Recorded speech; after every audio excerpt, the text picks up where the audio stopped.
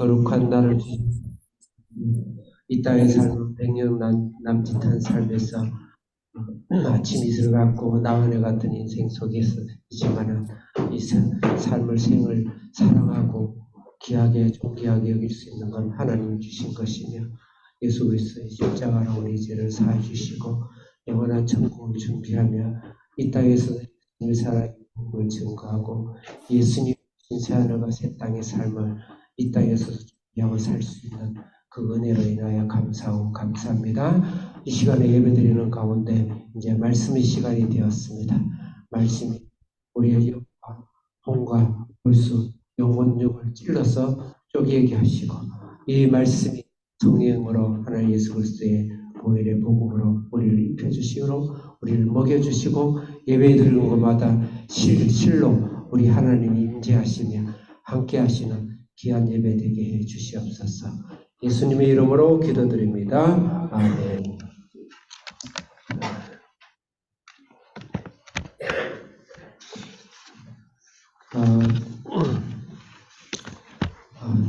이번 달이 가정의 달인데 가정의 달을 맞춰서 설교를 절기나 여러 가지 맞춰서 설교를 하지는 않습니다. 하나님 주신 말씀을 가지고 1장부터 전 성경을 이렇게 말씀을 나누는데 성경께서도 필요할 때마다 말씀들을 이렇게 적용시켜 주셔서 감사하고 오늘은 17장 18장은 같이 묶어서 말씀을 드리는 것이 좋겠다.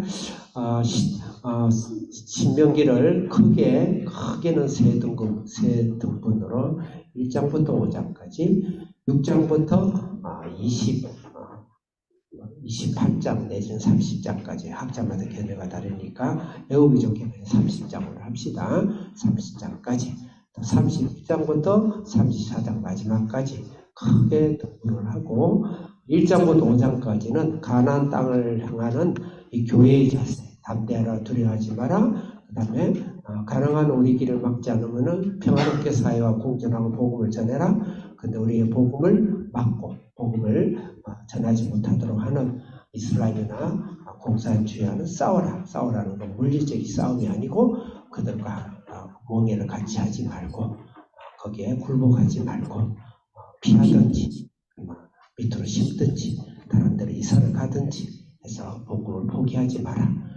그것이 바로 교회가 하나님을 향해 나아가는 자세를 이야기하고 있고 그 다음에 6장부터 지금 하고 있는 30장까지는 이 하나님 나라에 안착한 가나안에 안착한 이 백성들이 어떻게 백성이 자질로서 어떻게 살 것인가를 설명하고 있는데 5장부터 11장까지는 십계명 그래서 마치 정관 헌법을 보고 모든 조직의 총회의 헌법을 보면 정관이라는 게 있어요. 정관 또는 뭐 이렇게 전문 이럴 수 있죠. 그런 측면인데 백성들이 십계명을 가지고 어떤 자세를 또 살 것인가 백성의 자질로서 자질과 자격으로서 정관적인 이야기를 했다. 자세적인 부분 여러 가지 이야기를 기억을 하시면 됩니다.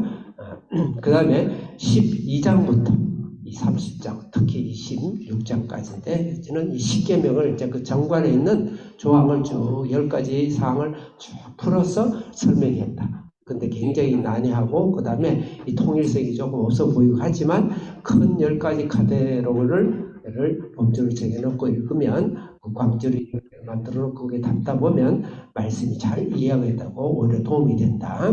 그래서 12장 13장은 1계명과 2계명 가장 중요하죠.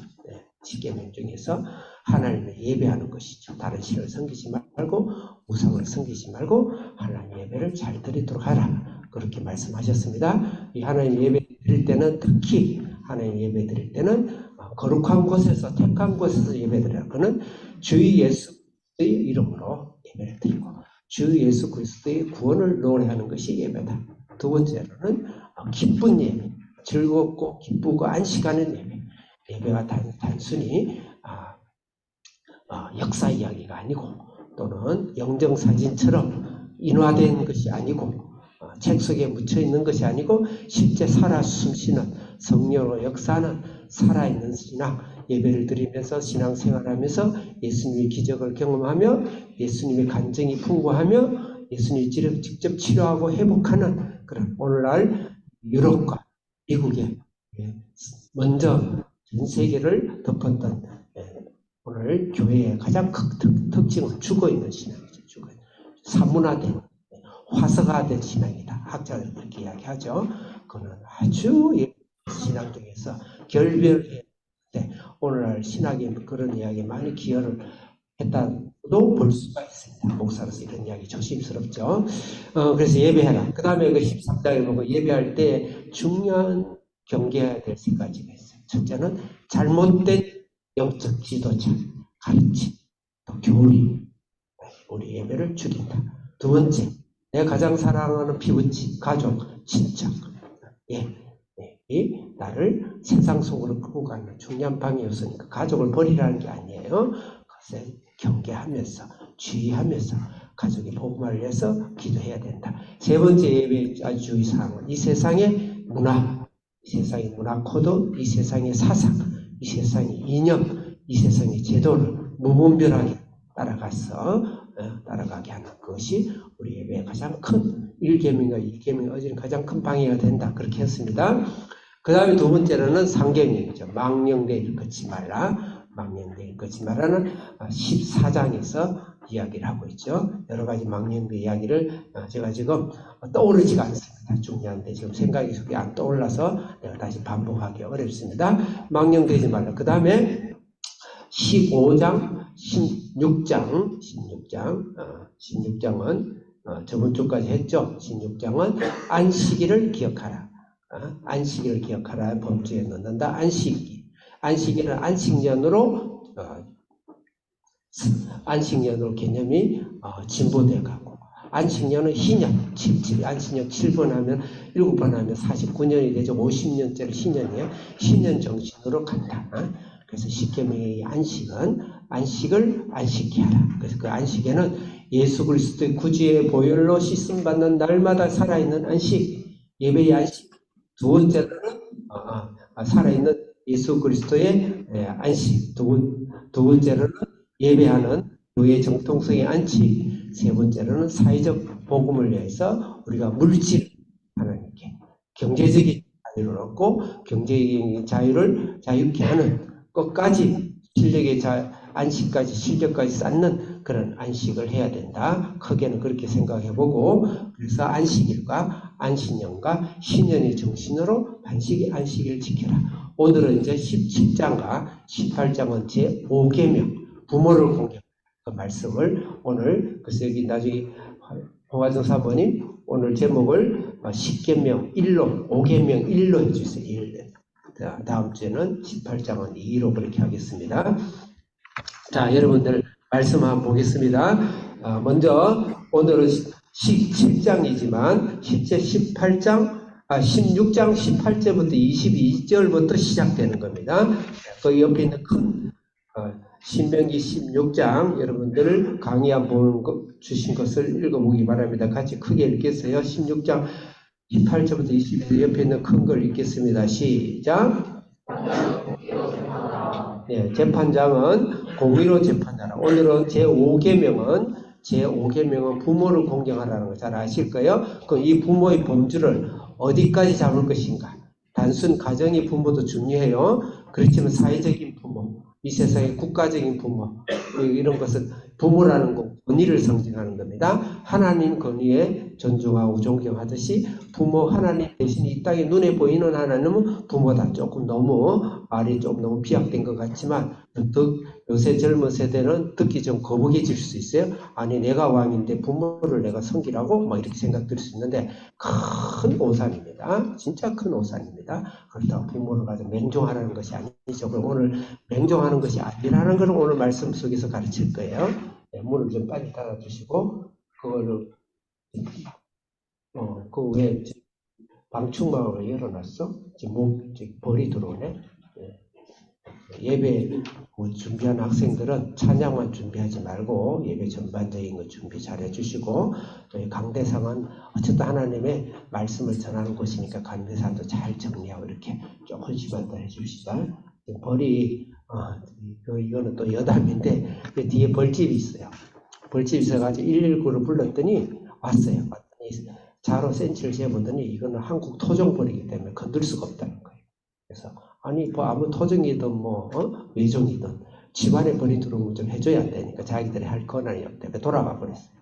그래서 이제 그 벌구멍 집을 이렇게 막아놨더니 이 벌이 자기 집 찾는다고 지금 온 이 성전을 뺑뺑 돌고 있습니다. 그래서 조심하세요. 그렇지만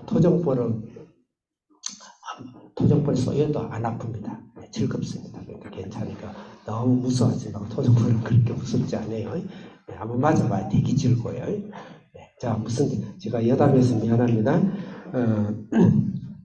그래서 부모로서의 우리는 사회와 국가와 특히 공동체 안에서의 자기보다 여러분 직장에 가면 직장의 상관들 있죠. 어쨌든 그 사람들이 잘했든 잘못했든 간에 나의 어떤 자세를 이야기를 하는 것이다. 그래서 공의로 재판하라. 근데 오늘 본문에서는 특히 부모를 공경하라 할 때 자녀에게 용어하는 것 같지만 실제 말씀을 보면 자녀보다는 권위자입니다.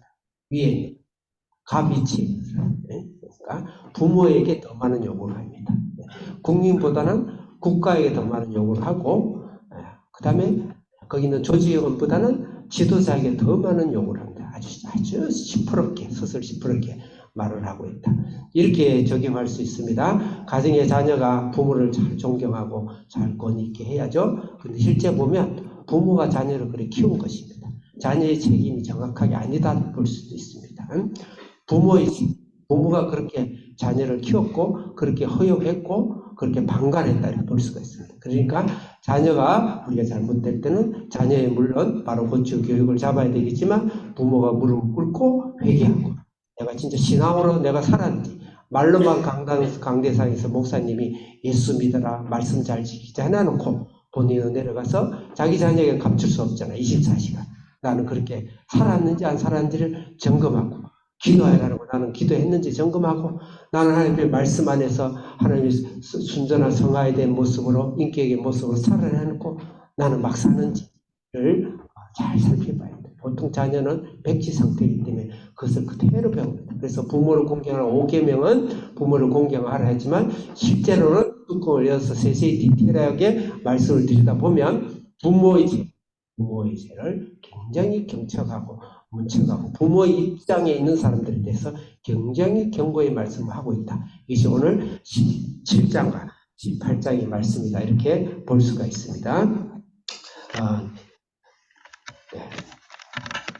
그 다음에 두 번째로는 신명기 17장 1절부터 7절까지는 재판장, 부모로서 재판장을 이야기하고 있는데 재판장이 어떻게 해야 되는지 17장 1절부터 7절 옆에 있는 큰 글씨 읽겠습니다. 시작. 네, 억울하게 하지 말라가 키워드입니다. 억울하게. 물론 이건 제가 만들어낸 워딩이고 억울하게 하지 말라. 그러니까 2명에서 3명의 증인을 반드시 세워라. 물론 거기서 굉장한 지하에 대해서 엄하게 다스립니다. 다스리는 것도 굉장히 중요한데 아주 중요한 메시지가 부모를 좀 잡게 해줘야 되겠네요. 네. 부모 재판장은 억울하게 하지 마라. 그래서 2~3명을 세울 겁니다. 오늘날 성경에서 대부분 사법제도에 대한 여러 가지 정치를 따왔어요. 2~3명의 증인은 뭐냐면 보통 증인을 2명 이상 성경에서 하고 재판정에서 증인 없이는 재판을 하지 않죠. 그래서 증거주의 제도가 재판장에서 실제 일어나고 있죠. 특히 교회 작은 일부터 큰 일까지 증인이 함부로 하라고 말하고 우리 누구 카드라 통신 들어가지고 죄송합니다. 이게 또 이게 남자 차별은 아니지만 한 분 풀이라 간사할 간자 미안해 이 학생들에게 간사할 간자가 어떻게 쓰는지 알아요? 여자 3명을 모아놨어요. 여자 연자를 3개를 모아놓은 거예요. 그게 간사할 간자다. 조금 너무 미안해요. 목사님 한 분을 만들었으면 그래 안 하고 남자 산자를 3개를 모아놨을 건데 어쨌든 좀 미안하긴 한데 우리 여성들은 말에 하나님이 언어의 마술사를 만들었어요. 굉장히 아름다운 거예요.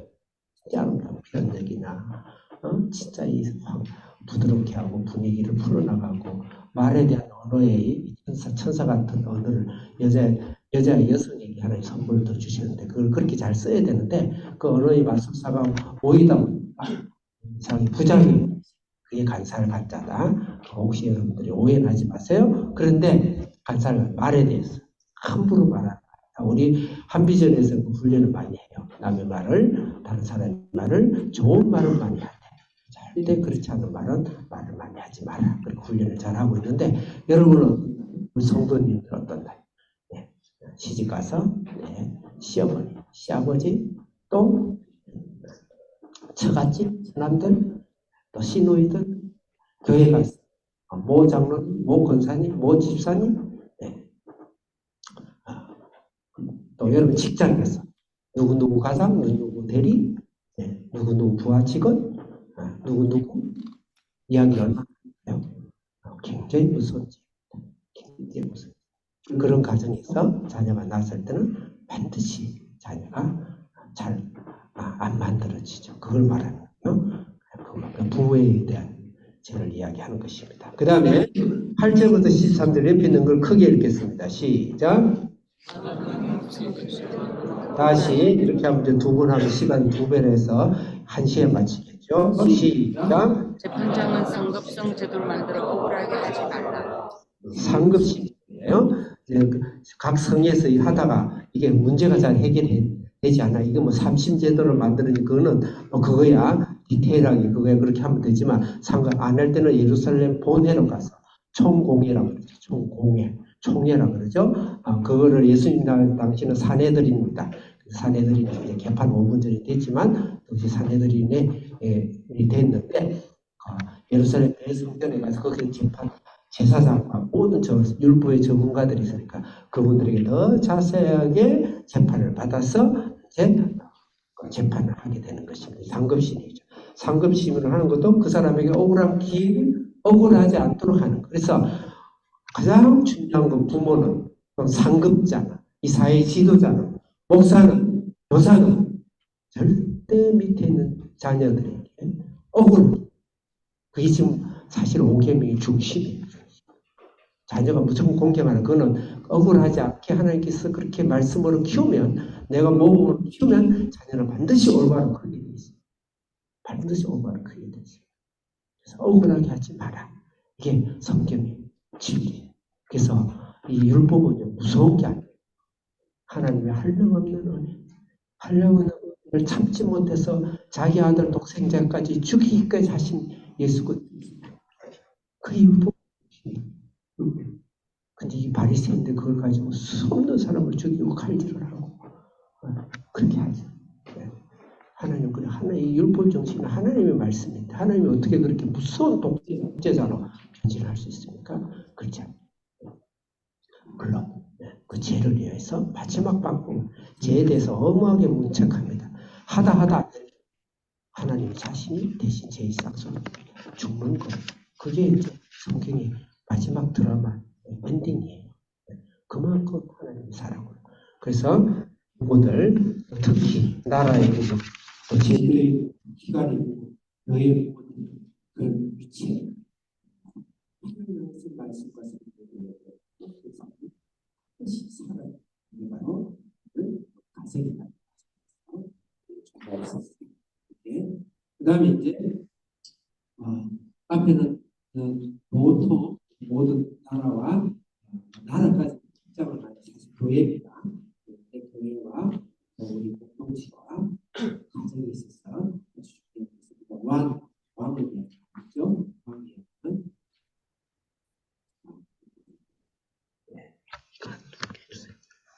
김권 람보를 하나 깔아야 되겠는데 자, 왕의 이야기는 이제 행정과 통치하는 외국, 외교, 군사 이런 영역입니다. 이런 영역인데 그것도 하나의 가정의 가장 역할을 하는 것이죠. 그 부분에서 쭉 이야기하고 있습니다. 자, 이제 본문을 쭉 읽으면서 구체적으로 제가 큰 그림은 그리고 큰 메시지는 드렸어요.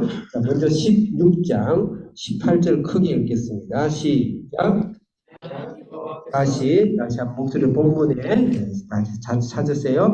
16장 18절 시작. 내 하나님 여호와께서 내게 주시는 각 성에서 내 지파를 따라 재판장들과 지도자를 줄 것이요 그들은 공의로 백성을 재판할 것이니라. 18절의 메시지는 공의로 백성을 재판하라. 이건 크게 의미에서 넓은 의미에서의 부모죠. 그 가정에 있어서도 공의롭게 자녀를 교육하고 모범을 보이라 그 말이죠. 예. 그래서 여기서 각 성이라는 건 교회의 공동체를 말합니다. 정확하게. 이제 많은 이제 이 진보주의 신신학적 입장인 사람들은 예수를 전혀 믿지도 않고 알려고 하지도 않으면서 이 성경의 이 정신을 가지고 사회에 가서 혁명을 꿈꾸는 자들, 이게 바로 진보주의자들입니다. 이들은 이것을 사회 전반적으로 끌고 나가는데 그렇지 않습니다. 교회의 공동체이야. 그럼 교회의 공동체가 사회에 연계가 없느냐? 분명히 관계성이 있죠. 왜냐하면 예수님은 모든 족속에게 땅끝까지 복음을 전달했으니까 그들에게 복음을 전하고 선교를 하면서 교회 공동체 그들에게 그들의 그 영향을 주고 선한 영향을 주는 선교적 사명으로 사회의 공동체와 국가의 공동체에 우리가 이바지를 하는 것이지 그 자체가 교회는 내버려 두고 예수는 내버려 두고 그것도 상관없이 정신만 가지고 이 정신을 교회에다 세상에다 자꾸 심으려고 하는 것은 그거는 앞뒤가 안 맞는 거예요. 앞뒤가 안 맞는 겁니다. 그건 큰 사탄의 유혹이 될 수가 있는 거예요. 오늘 큰 문제가 되죠. 이걸 뭐 사회주의 신학이라고 그러는데 공산주의가 대표적인 그 신학입니다. 예, 그래서 그렇게 하는 거. 공의로 백성을 재판하는 세 가지를 이야기하고 있습니다. 19절 크게 읽겠습니다. 시작. 너는 재판을 굽게 하지 말며 사람을 외모로 보지 말며 또 뇌물을 받지 말라. 뇌물은 지혜자의 눈을 굽게 하고 의인의 공의로 말을 굽게 재판하는 하라. 것을 세 가지로 이야기하고 첫째는 뭐죠? 굽게 하라. 첫째는 뭐예요? 재판을 어떻게 하지 말라? 굽게 하지 말라. 이 굽게 한다는 건 비튼다. 재판을 비튼다. 사람을 억울하게 하고 그다음에 거짓말하고 사람을 비틀어버리고 그렇게 하지 마라. 재판을 특히 재판장에서 요새 오늘날 사법제도 내가 함부로 말할 수는 없지만 무전, 유전, 그런 말이 있는데 그런 걸로 비틀게 되죠. 비틉니다. 그 다음에 그럼 우리 가정에서 어떻게 적용해야 될 것인가? 가정에서 어떻게 적용할까? 무조건 성공을 위해서 방법과 수단을 가리지 않고 그 방법을 부모가 가르친다든지 부모의 모습에서 그것이 계속 배어 있다든지 그러면 자녀는 나중에 그 부모를 존경하지 않습니다. 그리고 결코 성공하지 못합니다. 세상적인 성공도 되지가 않습니다. 그래서 뭔가 목적을 위해서 수단과 방법을 가리지 않는 그런 모습을 우리가 조심해야 된다. 오늘날 교회가 성공을 위해서 성장을 위해서 모든 방법을 다 동원하고 좋은 하나님의 지혜를 사용하는 건 좋은데 한 번쯤은 우리가 특히 우리 목사님들이 양심에 손을 얹고 하나님 앞에서 그 성공이 진리인지 그게 올바른지 성공은 중요해요. 예수를 믿는 성공이 없는 그건 잘못된 신앙입니다. 반드시 성공인데 성공을 해서 남을 줘야 돼요. 제 이름이 김남자입니다. 금남자. 금덩어리를 남에게 주는 사람. 무수라고 하는데 한 마디 이제 내가 농담을 하나도 안 하고 성공. 그 다음에 두 번째로는 사람을 외모로 보지 말라. 국가에서 스펙만 뽑죠. 스펙만. 사회에서 스펙만 뽑죠. 교회에서 어때요? 스펙으로 보죠. 야고보에서 그래서 사람을 외모로 보지 마. 야고보에서도 그런 이야기하고 있어요. 외모로 보지 마. 그럼 우리 가정에서 어떻게 적용해야 될까? 가정에서 세상의 명예, 세상의 권세, 권력으로만 마치 성공한 것처럼 추앙하고 따르고 하는 삶을 가르쳐주면 결코 그 자녀도 사실 성공하지 못해. 사회적으로 성공하지 못해. 세상의 시선, 나는 스카이가 왜 보내는 세상의 시선이 무서운 거예요. 내가 미국을 왜 가야 되느냐? 국내 부모님 좀 도와서 국내 물리학이나 간호학도 갈 수 있는데 왜 미국 가야 되느냐? 많은 친구들 시선 때문에. 물론 실력으로 천국에 갈 수 있지. 그런 사람 우리 한비전에 아무도 없지만 우리가 그렇게 하면 안 된다. 부모도 그렇게 하면 안 되는 거지.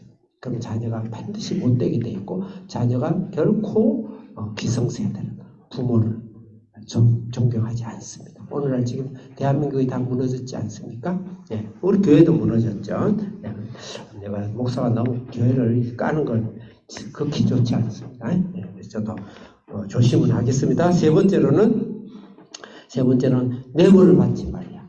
뇌물, 배금주의죠. 배금주의. 돈이면 채우고 모든 걸 돈으로 다 해요. 우리 신앙 안에서 걔도 높은 건물을 짓고 내 영역을 막 확장해서 하고 그건 하나의 축복이니까 좋은데 그것만인지 실제 그것만인지를 생각을 해야 된다는 거. 뇌물을 하나의 그러니까 우리 자녀들에게 무조건 돈만이 전부다. 돈이 중요해요. 돈이 중요함과 거의 전부하고 다르다는 것이지.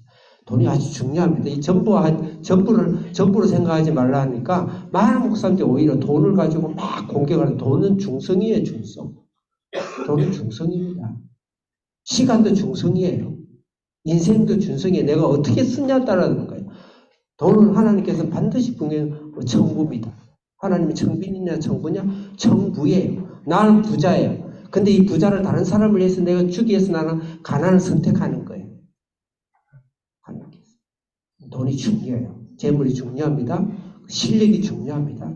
세상의 성공이 아주 중요해요. 근데 단 무엇을 위해서 우리는 미국에서 최고의 학점을 받아야 되고 올 A를 받아야 되고 왜 해야 되느냐? 많은 사람들을 돕기 위해서 해야 된다. 그거 없이 그냥 돈만 하는 것을 쌓지 않도록.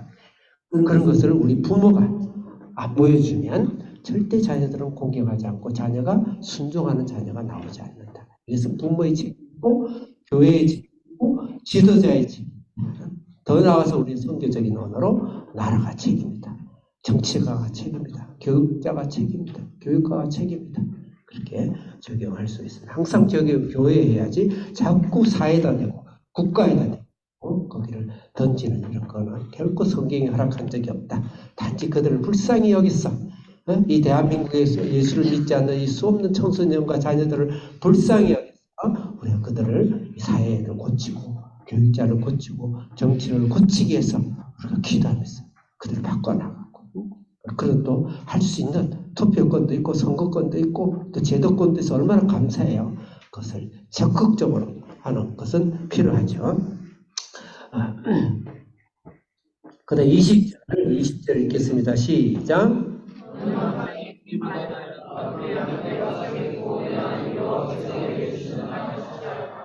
그 다음에 이제 21절부터 쭉 13절까지 21절부터 7장 13절까지는 이 재판의 종류를 쭉 이야기하고 있습니다.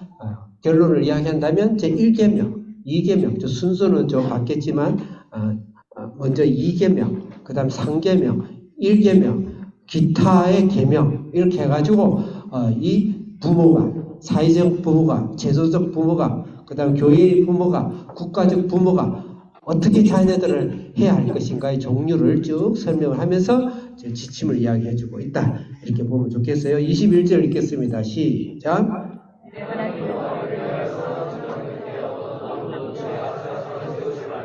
22절 시작.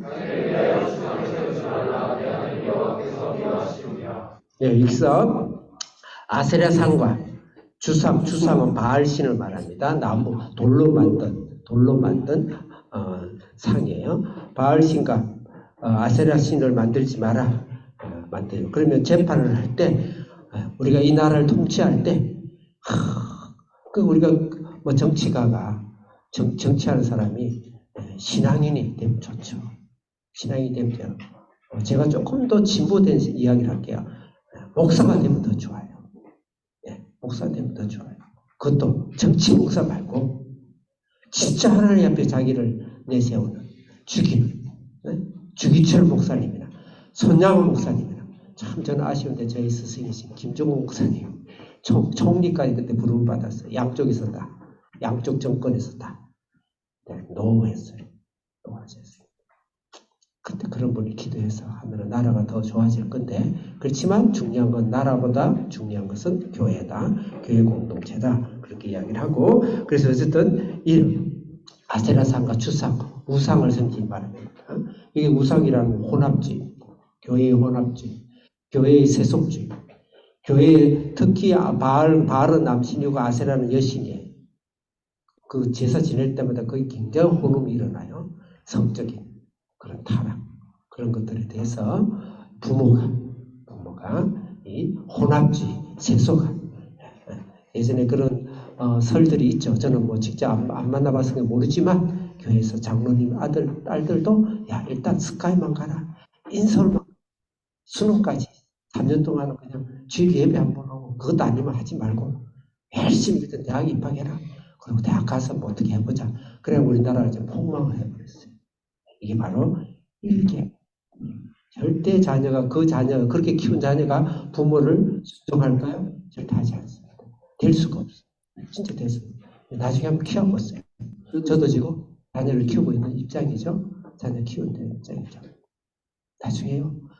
저희가 그 보통 사람들 60대 될 때 부모가 80대, 90대 되면 자녀는 70대. 그럼 그 손주는 40, 50대 같이 들어놓자요. 같이 들어놓게 돼 있습니다. 앞으로. 그랬을 때 그 자녀가 나를 챙겨줄까?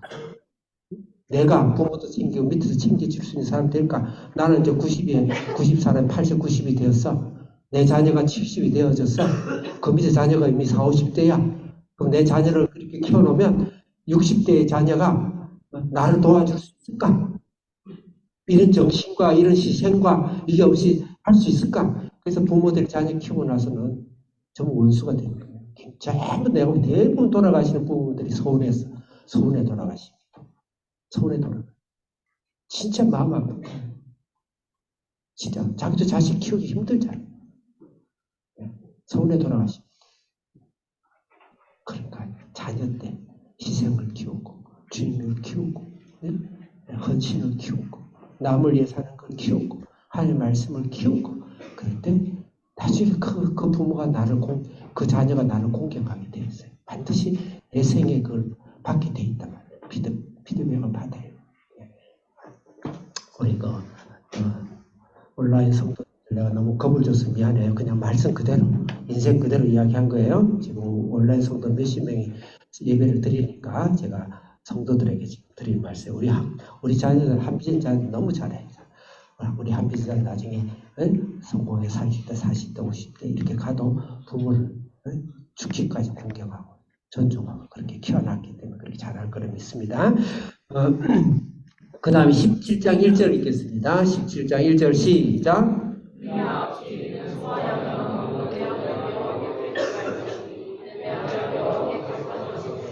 그 다음에 이제 흠이나 흠과 점이 있는 소와 양을 들이지 말라. 이 말은 무슨 말일까요? 이것이 나중에 변해서 뭐냐면은 그 성전 매매상이 생기거든요. 제사장. 왜냐하면 흠이 있는 짐승은 받지 못하거든요. 받을 수 없으니까 돈을 가져와가지고 그 자기들이 키우는 소와 양을 팔아요. 30%, 2배, 3배 폭리를 취하고. 그 다음에 성전세는 로마 황제 그림 있는 드릴 수가 없고. 그러니까 성전 돈을 만들어가지고 또 거기에 또 고리 대금을 해서 붙여서 팔아요. 예수님은 판을 엎어버려요. 악취리 소와 양을 드리지 말라. 이건 교회의 사업합니다. 교회의 영. 그렇지 않은 교회, 큰 교회 그렇지 않은 교회 많습니다.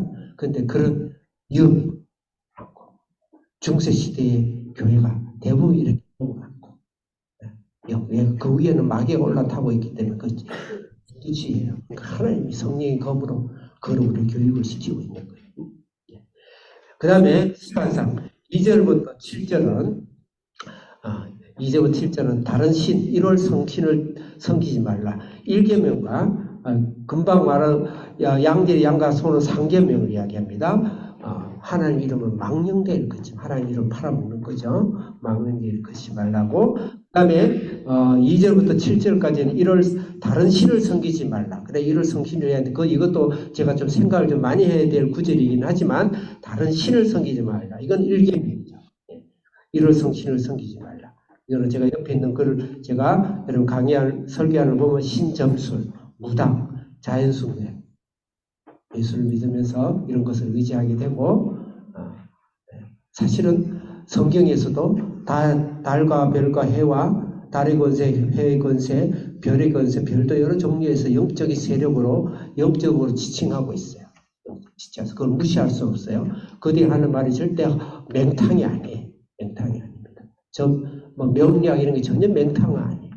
맹탕 아닌데 성령은 그걸 앞선 거예요. 성령의 모세가 던진 뱀이 애굽이 술사들이 던진 뱀을 잡아먹더래요. 술사도 뱀을 만들어요. 영적인 원리가 일반 불교에도 있고요. 이슬람에도 나타나고 힌두교에 더 많이 나타나요. 근데 그런 것을 믿고 그런 것을 따라가고 그렇게 하지 말아요. 그 말이에요. 성경에도 보면 마술사 시몬이 어디 마술을 안 할까요? 마술은 흑마술입니다. 한마디 점수를 말하는 거예요. 저만한 게 손해죠. 예수님 가면 그냥 물러가 버리죠. 그래서 그런 걸 말을 한다 해서 시간상 2절을 7절인데 자 그러면 2절 읽겠습니다. 2절 크게 시작.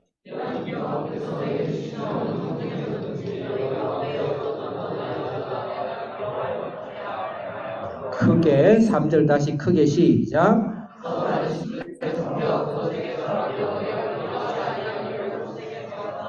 4절 크게 목소리로 시작.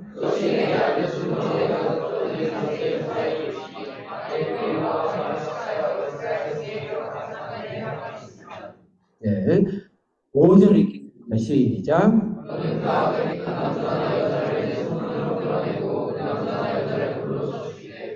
예. 이거는 사형제니까 여러분들이 심리적으로 조금 부담스럽더라도 사형제, 인류 사회는 사형제가 있죠. 사실 사형제는 성경에서 사실 이야기하고 있는 겁니다. 자기가 심각한 죄를 범했을 때는 그 사형을 당한다고 지옥을 가는 건 아니에요. 예수를 믿으면 구원을 받아요. 그렇지만 차라리 빨리 하나님께 갈 수도 있는 것이다. 물론 나한테 적용하면 내가 무섭긴 하지만 그러면 이 사회에서 그 흉악한 동가리 토막을 내고 그런 일은 절대 없을 겁니다. 절대 없을 겁니다. 그런데 어쨌든 성경은 그걸 가르치니까 너무 무섭게는 듣지 마시고 법적인 이야기예요. 법적인 이야기 6절 읽겠습니다. 크게 시작.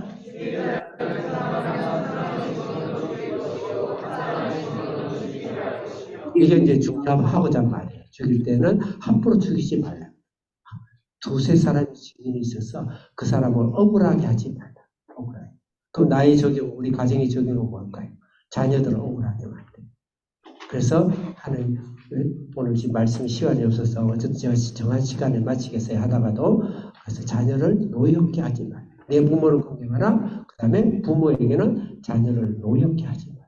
비인격적. 또 합리적이지 않고 또 부모가 잘못했으면 잘못했다고 이야기해야 되고 가장 중요한 것은 자녀가 제일 억울한 건 부모가 모범을 보이지 않으면서 부모는 공부를 하지 않으면서 자녀에게 공부하라. 부모가 그럼 공부를 한 사람 아니고 열심히 일하지 않으면서 부모가 맨날 게임하고 그냥 그렇게 하면서 술 먹고 이러면서 자녀에게 열심히 해라. 그 자녀를 노예게 하는 것이죠. 노예게 하는 것이죠. 부모는 잘 포기하면서 자녀에게 포기하지 마라. 이렇게 돼. 그리고 부모가 자녀가 속으로 놀고 있네. 미안해요. 그러면 목사님 말을 우리 지사님들 애교 있게 좀 봐주세요. 여러분 우리 교회 우리 주사랑 성도님들과 우리 한비전 부모들은 전부 다 잘해요. 잘하시는데 사회가 그런 전반적으로 그렇게 될 수 있고 성경은 그걸 이야기하고 있다. 그 다음에 몇 절 읽을 거죠? 좀 이야기해 주세요. 7절? 네? 네, 7절 읽겠습니다. 크게 시작.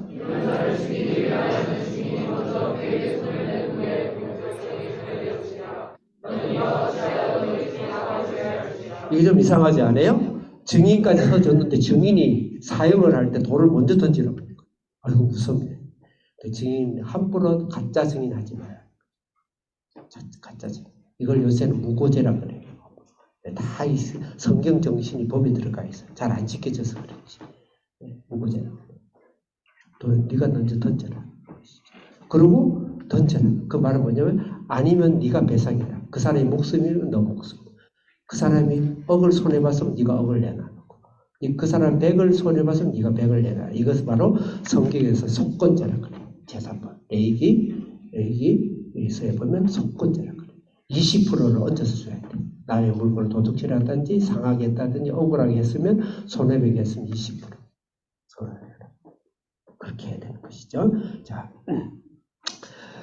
그 다음에 이제 어쨌든 중요한 것은 8절부터 13절까지는 이제 상급심 제도입니다. 억울하게 하지 말라.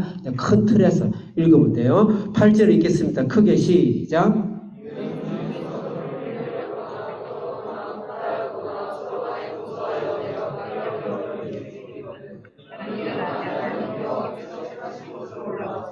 네, 잘못하면 두 번씩 읽게 생겼네. 택하실 곳이라는 단어에 여기 이제 서로 피를 흘리고 다투고 구타해서 서로 고소가 일어났죠. 이거 민사라든지 형사라든지 이런 일들이 일어난 건 이제 재반에 10계명을 보면 5계명 그 이후에 살인하지 말라, 또 간음하지 말라, 혼인법이죠. 그 다음에 뭐 도둑질하지 말라부터 쭉 기타 등등의 모든 그것으로 인해서 이런 일이 일어났을 때 어떻게 할 것인가?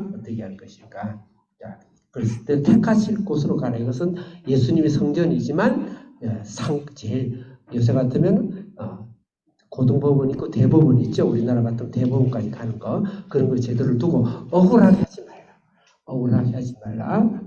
그러니까 10절 읽겠습니다. 9절 읽겠습니다. 크게 시작.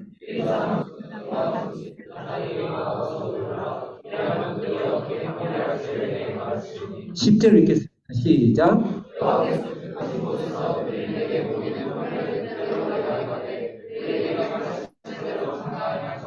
11절 시작.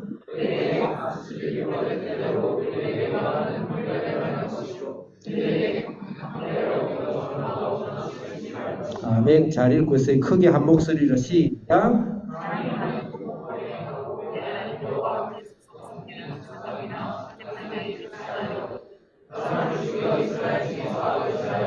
13절 크게 시작.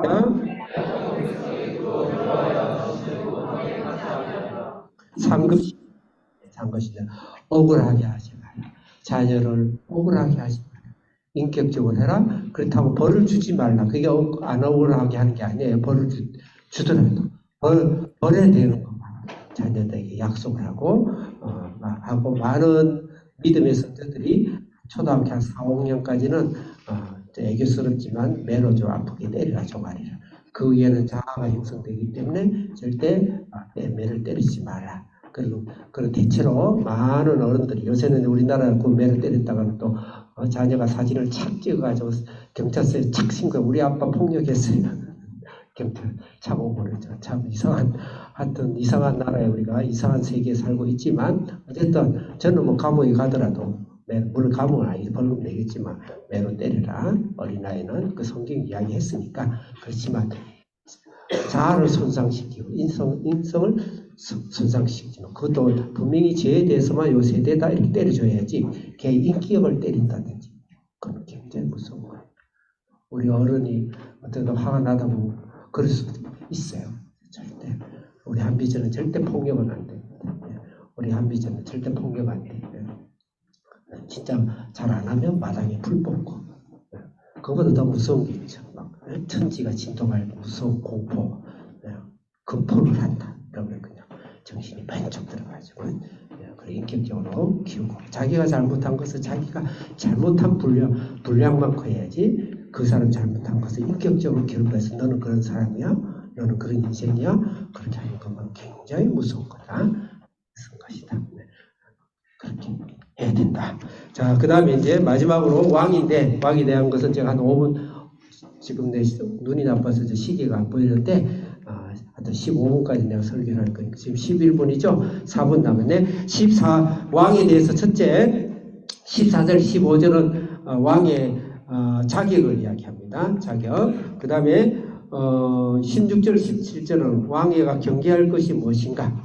그 다음 18절부터 20절까지는 왕의 필수사항 이렇게 해서 왕이란 뭔가 똑같이 부모가 왕권이 있잖아요. 그죠? 통치하고 지휘하고 운영하고 계획하고 이끌고 하잖아요. 그렇죠? 그 조금 더 가면 교회, 목사, 장로, 그 다음에 또 더 나아가서는 선교를 위해서 국가, 정치, 이제 그렇죠? 자, 자격이 무엇인지 14절 크게 읽겠습니다. 시작.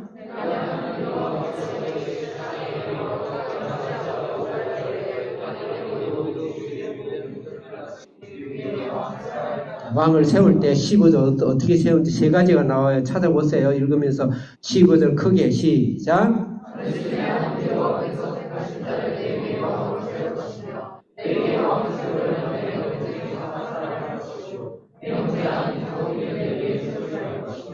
네, 여기서 세 가지가 뭐죠? 첫째, 택하신 자를 하나님이 택하신 자를 세워라. 두 번째, 형제 중에 세 번째, 타국인을 세워라. 이게 왕의 자격이에요. 지도자를 세울 때 첫째는 하나님 택한 자. 이거는 하나님께 소명을 갖고 하나님께 헌신한 자를 세워. 헌신된 사람을 하나님 만들고 아닐 때는 그냥 세우지만 우리도 순장들이 하나님 훈련하고 헌신하는 순장 많고 순원을 세우는 거예요, 제가. 그래서 우리 한비전은 전부 다 순장이 되고, 우리 집사님도 전부 다 순장이 되고, 지도자가 지금 되고 있죠. 그래서 두 번째로는 형제 중에 세워라. 형제란 단어. 여기에 뭐 성도란 단어도 있어요. 제자란 단어도 있는데, 여기는 형제란 단어를 썼어요. 형제라는 건 무엇인가? 낮은 자세. 같은 동료. 내가 목사가 됐다고 나는 뭐 특별하게 뭐 잘났다든지. 그러니까 낮은 거. 겸손한 자를 세워라. 겸손한 자를 세워라. 그 똑같이 너나 나나 똑같은 하나님의 한 인간이다. 너도 하나님께 회개하고 나도 회개할 사람이다. 이런 자가 지도자가 돼. 부모도 그렇게 해야 돼. 부모도 교사도 그렇게 해야 돼. 부모도 하나님께 회개하고 하나님 말씀을 청정하고 하나님 말씀을 꿀맛처럼 생각하고 그런 하나님 앞에 여리고 어린아이처럼 그런 삶을 자녀들이 보이지만 반드시 자녀들은 부모를 닮고 왕 같은 자녀로 만들어진다. 우리 한비전에도 그래서 저도 애들이 우리 학생이 일어날 때 같이 일어나요. 새벽에. 사실 저는 새벽 3시에 일어나요. 학생 잘 때 같이 자요. 저 다른 밥 따로 안 먹어요. 여기 있는 밥은 먹고 하루에 한 끼 먹지만 여기 먹을 시간 밖에 나가면 저 5,000원짜리 보리밥 사 먹고 와요. 보리밥. 얘들 막 고기 먹을 때 나는 어디 그 뷔페 먹는 게 아니에요. 5,000원짜리 보리밥 먹는 거 살아요. 그러니까 뭔 이야기 나도 내 자랑 금방 겸손하는 건데 자랑질을 지금 하고 있죠. 그 다음에 타국인을 세우지 마. 정체성이 정체성. 독립심. 정체성을 세워줘야 돼요. 우리 특히 선교 가면은 막 선교사한테 군림하죠. 그 나라의 사람을 목사를 세우고 내 신을 디력을 세우고 그렇게 해야 된다. 그 사람을 세워야 된다. 형제를 세우고 그 사람들을 세우는 일을 해야 된다. 그렇게 볼 수가 있습니다. 그 다음에 이제 중요한 경계해야 될 것 16절 크게 시작.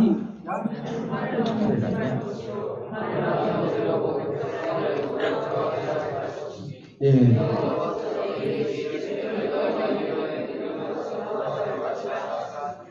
아멘. 이건 제가 쭉 설명을 그냥 그대로 하겠습니다. 병마를 많이 두지 말라. 왕은 사실 솔로몬은 이거 전부 다 어겼죠. 병마를 주지 말라. 이거는 능력 제일주의. 능력 제일주의. 갑질하지 말고 지도자는 능력 제일주의를 하면 안 돼. 자녀에게도 능력 제일주의를 하면 안 돼. 네 서울대 안 가면 안 돼. 네 미국에서 뭐 올레 받으면 안 돼. 그 목표로 주되 과정에 충실하고 최선을 다하도록 그를 키우면 자녀가 반드시 부모에게 보답을 하게 되어 있습니다. 두 번째로는 제가 지금 바빠가지고 눈에 안 보이는데 두 번째는 17절 읽겠습니다. 시작.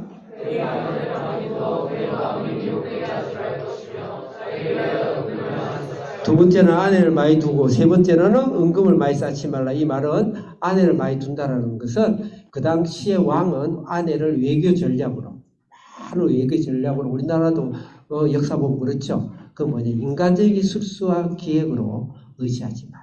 인간적인 기획과 술수로 하나님이 도우시고 성령이 도우시고 성령님이 우리 자녀들과 공부를 키우시지 인간적인 방법을 그것도 찾아야 돼요. 그건 중립적인 걸 찾아야 되지만 그것을 의지하지 말아야 돼요. 그 다음에 세 번째 은금 다시 자녀들을 배금주의로 돈이 전부인 것은 살지 마라.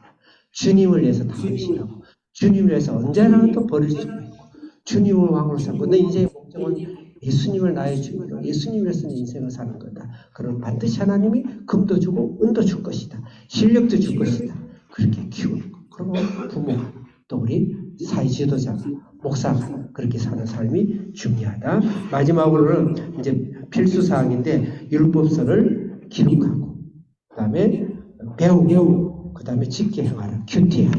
기도하겠습니다. 주여 주여 세 번 외치고 하나님 이 땅에 우리 한비전과 여러분 자녀들이 하나님께서 이 가정의 달에 왕같은 제사장 같은 자녀로 반드시 일어날 것이며 더더욱이 우리에게 부모에게 지금 우리가 나이가 얼마든 간에 인생을 얼마 살았든 간에 지금부터 시작이에요. 부모가 하나님 제자다 하나님 말씀 닫고 여기서 세우는 왕 같고 제사장 같은 그런 부모를 거듭나고 또 교회가 그렇게 배울 수 있고 이 나라의 성기적으로 이 나라가 하나님을 두려워하고 하나님의 말씀을 무릎을 꿇는 그런 대한민국이 될 수 있도록 주여 세 번에 기도하겠습니다. 주여 주여 주여 오 살아계신 하나님 아버지